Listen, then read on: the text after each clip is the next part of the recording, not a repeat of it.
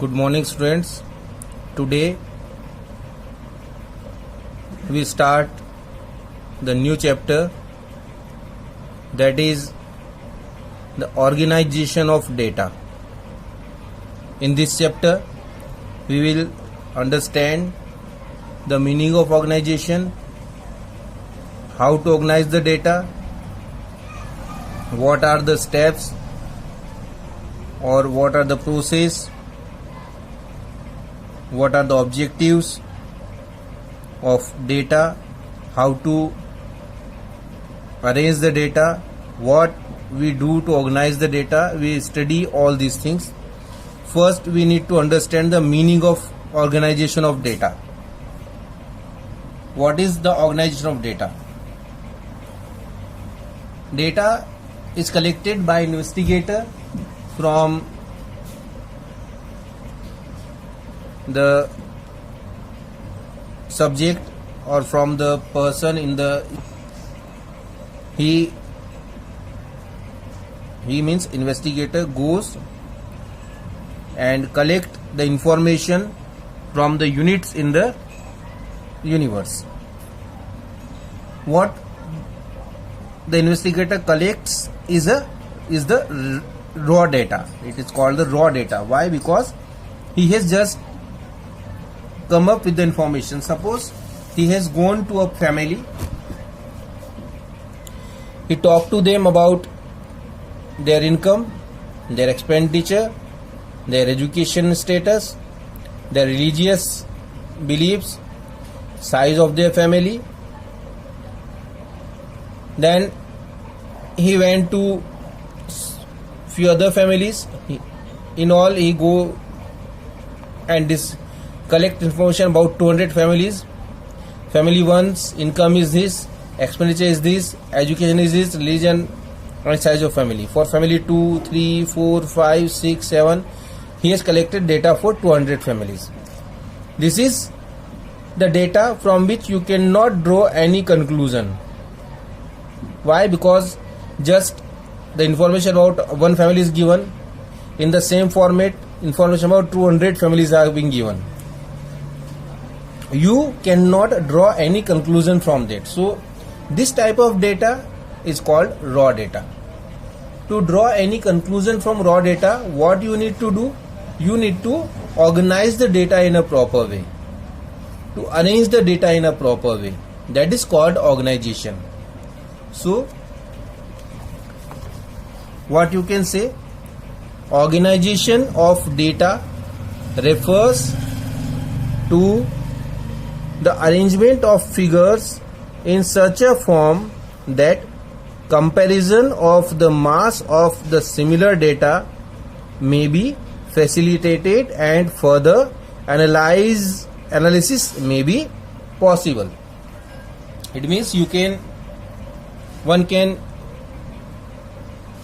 study the data, one can compare the data, and one can study and analyze the data to arrange the data in that way. This is called the organization. It means to arrange the data in the way by which you can study the data, you can analyze the data, and you can draw a conclusion from data. So organization of data refers to the arrangements of figures in such a form. Figures it means data what you have collected from the universe,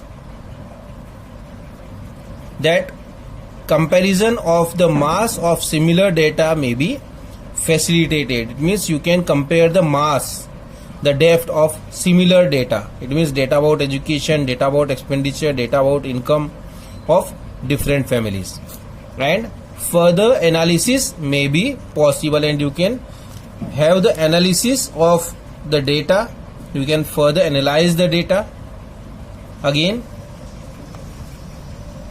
organization of data refers to the arrangements of figures in such a form that comparison of the mass of similar data may be facilitated and further analysis may be possible. So what we do to organize the data? We arrange data in a proper way. It means we arrange data into different heads, just like income, expenditure, education, religion, size of family. We make all these parts and we keep the families in this part. How many are educated, how many uneducated, how many spend this much amount, how many earn this much amount, how many families belongs to this religion, how many families belong to this religion. We divide them into different categories on basis of all these aspects. It means what we do, we make some classes. Income, under income, families earning lakhs of rupees, family earning thousands of rupees, family earning hundreds of rupees, family earning nothing. Under expenditure, families earning more than lakh rupees, more than 50,000, more than 20,000, 10,000, 5,000 in a month. Educated families, uneducated families. We divide them into different categories. These categories are called class. What are these called? These are called the class. So what we do? We divide the data in different classes. What we do? We divide the data into different classes. So it is again called classification. What is it called? It is called classification. To divide the data into different classes is called classification. So while organizing data, what we do? We classify the data, and the process of the organization is called classification of data. To arrange the data into different categories according to their characteristics or any other similarity.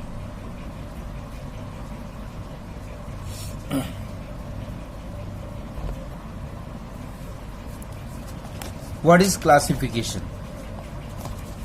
In the words of O'Connor, classification is the process of arranging things in groups or classes according to their resemblance and affinities, and gives expression to the unity of attributes that may exist among a diversity of individuals. It means whatever the data you are collecting, that is the raw data, to arrange raw data in such a way that represent their same characteristic, their same habits, their same attributes, and to arrange in such a way that the diversity of individual exists among the group.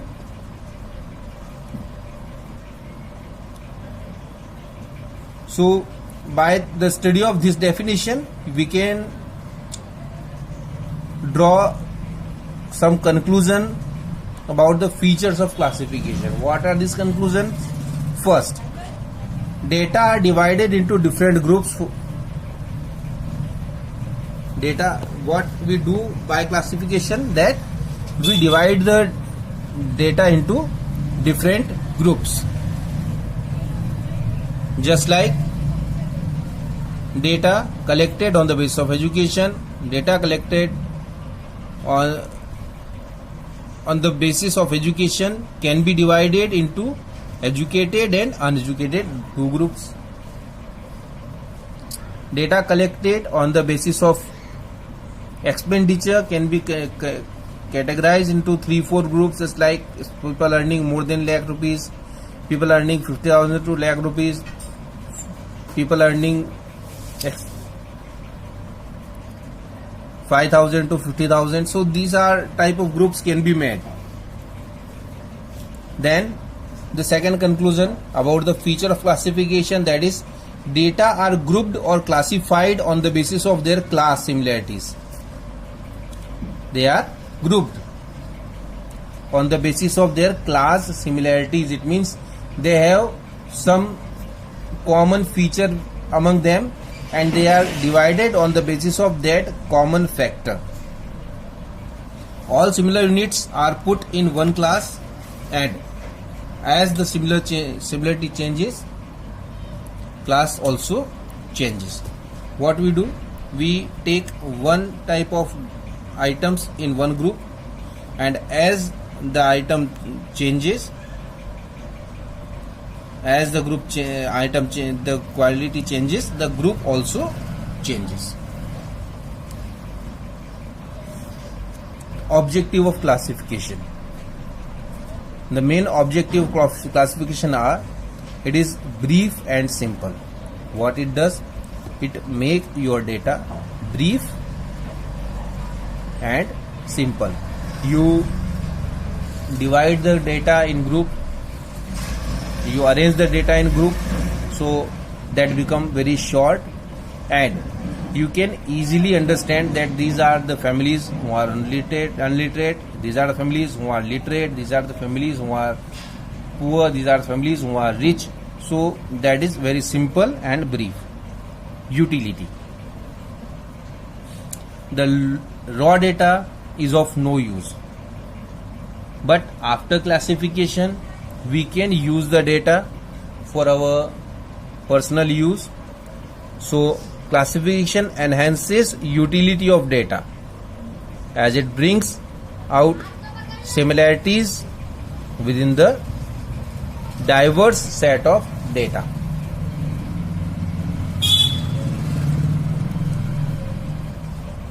After classification, you can use the data as what you want to use. So that increase the utility. Distinctiveness. Classification gives distinctiveness because we divide the data on the basis of their similarities, their characteristics. So we may get a different type of categories for all the data. Then compatibility. It makes data more comparable. You can compare the data easily. Scientific arrangement. It is very scientific arrangement because you are dividing the data on the basis of their qualities, and by this it increases the reliability of data. Classification makes your data attractive and effective. Now the characteristic of classification. There should be comprehensiveness. It means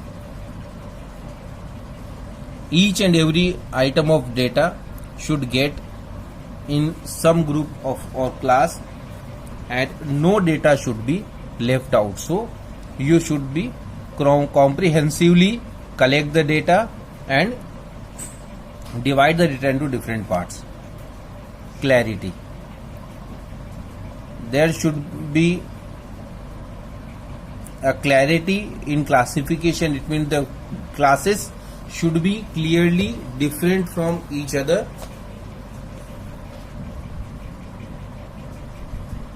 There should not be overlapping of the characteristic of different classes. Homogeneity. The data arranged in one group should be homogeneous or similar to each other. Suitability.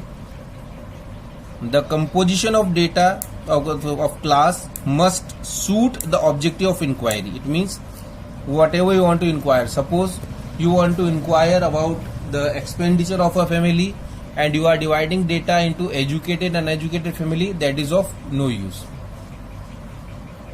If you want to study about the education and you are dividing families on the basis of age, that is of no use.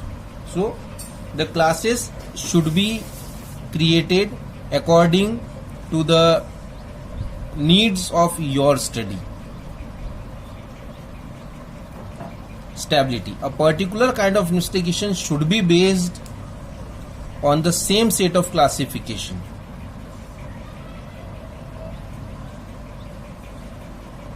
And elastic. The classification should be elastic. It means there should be a scope of change in the classification. Elasticity, it means there should be a scope of change. Whenever you require a change, it is not that anytime you can change, but if you require, you can have a chance of changing in the class. So there should be that type of elasticity.